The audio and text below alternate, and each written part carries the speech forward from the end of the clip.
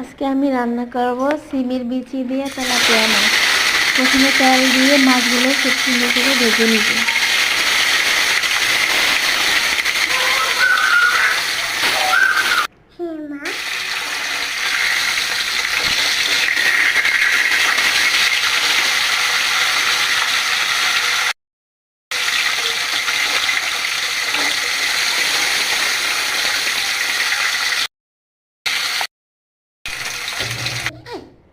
আমার মাছগুলো ভাজা হয়ে গেছে। এখন ওই তেলের মধ্যে পেঁয়াজ কুচি দিয়ে দেব।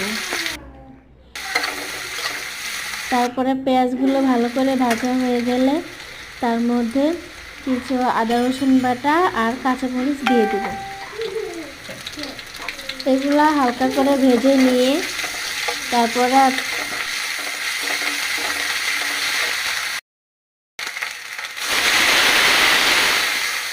ভেজে নিয়ে এর মধ্যে একটু পানি দিয়ে দিব।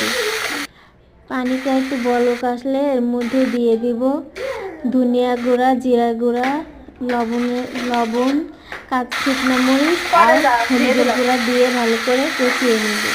ভালো করে দিয়ে দিব সিমের বিচিগুলো লাড়া দিয়ে দিয়ে আস্তে আস্তে একটু কষিয়ে নিব। এগুলো হালকা করে কষানো হয়ে গেলে এর মধ্যে দিয়ে দেবো টমেটো কুচি। একটা টমেটো কুচি দিয়ে দিয়েছি।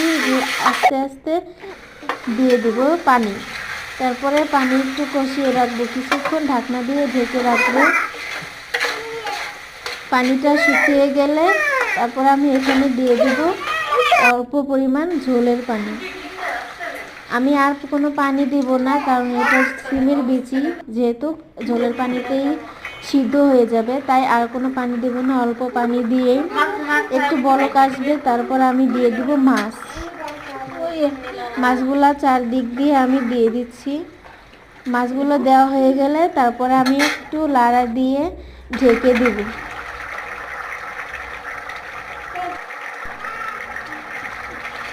একটু বলক আসার পরে দিয়ে দেব কিছু পরিমাণ ধনিয়া পাতা। ধনিয়া পাতা তরকারিতে অনেক টেস্ট আনে। এখন শীতের দিন ধনিয়া পাতা ছাড়া তো তরকারি হয় না। তরকারিটা খেতে অনেক মজা হয়েছিল। আপনারা যারা খেতে চান আমার বাসায় চলে আসবেন।